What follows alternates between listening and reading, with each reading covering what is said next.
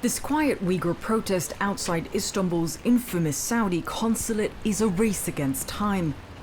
Nuriman's father's fate hangs in the balance. If he's sent back to China, he'll be imprisoned, and there's danger of death, she tells us. Nuriman Wali says she and her sister lost contact with their mother in China's Xinjiang region 4 years ago. If God forbid we lose our father as well, it will destroy us, she says.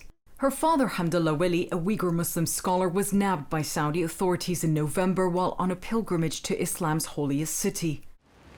Nuriman pleads, send him back to Turkey where he's a resident, not China. For her father, there is still time. For others, there is little hope. Activists say at least 5 Uyghurs have already been deported from Saudi Arabia. We spoke to 2 of those families who confirmed these deportations. This is just one part of what appears to be a terrifying campaign by China. Over the course of our investigation, we have also found cases of Uyghurs forcibly returned to China from the United Arab Emirates and Egypt, a violation of international law and where they may face what the U.S. has labeled a genocide. Saudi Arabia, the UAE, and Egypt did not respond to our request for comment. China's a major trade partner to these Muslim-majority countries who've not only turned a blind eye to China's treatment of Uyghurs, their autocratic governments have also voiced support for what China insists is a counter-terrorism campaign. Maryam Mohammed has been keeping a dark secret from her boys, trying to shield them from the cruel reality of the world they were born into, a nightmare that followed them thousands of kilometers from their homeland in Xinjiang. She tells them daddy's away working. The last time she heard from her husband, Mohtar Rozi, he was being detained in Egypt on July 16, 2017. He said, you are my precious. I love you so much. And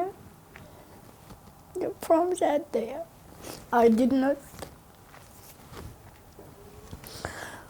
get any message about him. Maryam was living her dream. She and Mohtar studied at Cairo's Al-Azhar University, got married and started a family. But when China's long arm reached Egypt, they scrambled to get out.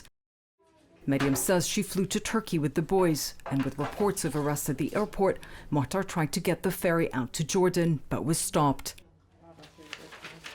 There was little Maryam could do to try and find her husband. She wrote letters to UN agencies and governments, but she says no one responded. Mohtar's detention was never acknowledged. Like others, he just vanished without a trace. Egyptian authorities, believed to be acting at the behest of the Chinese government, rounded up dozens, possibly hundreds of Uyghurs, many of them male students at Al-Azhar. More than 20 were forcibly returned to China, according to human rights groups. The Chinese crackdown on Uyghurs had expanded far beyond its borders. No 21, but it's not exact number. Maybe it will be more. Abdul Ayyub is a Uyghur activist. He says he's documented at least 28 deportations by these Middle Eastern countries. But no one really knows how many Uyghurs may be behind bars in the region or how many have already been deported back to China. Too often, family members fear that going public would only make things worse for their disappeared loved ones. He is my children's dad. Amanissa Abdullah is tormented by devastating guilt. Did she push too much? Did she not do enough to try and save her husband?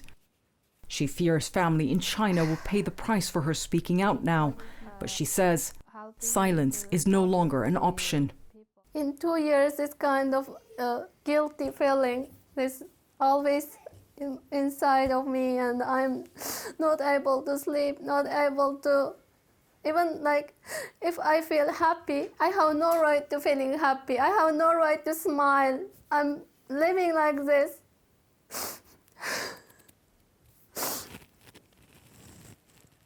Her husband Ahmed Talib lived and worked in the UAE for 10 years. In February 2018, he was detained while picking up paperwork from a Dubai police station. It was 2 weeks from hell for a 9-month pregnant Amanissa and her son, chasing Ahmed as he was moved between police stations and jails. I have fear if I don't hurry up, my husband will be deported, I'm really worried about him at that time. I felt extremely helpless, and there is no one can help me at that time. So this is the document you got from court? Yes. She says no one would even tell her what Ahmed was accused of, only that he was wanted by China. This document Amanissa obtained from Dubai's public prosecution confirms a Chinese extradition request. It also states the prosecution decided to close the case because Chinese authorities failed to provide the required documents. But Ahmed was transferred to Abu Dhabi, and a few days later, Amanissa was told he was sent back to China.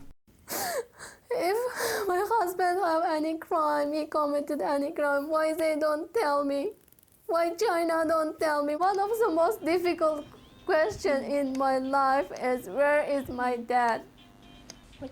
8-year-old Musa is left with photos and patchy childhood memories. This was in Dubai? Yes. We're making a castle, but I cannot make a castle without my daddy. Musa says he's lucky. His little sister Amina never met her father. Like tens of thousands of Uyghurs, the family found sanctuary in Turkey. But as the government forges closer ties with China, Uyghurs feel their safe space is shrinking. Sister finger.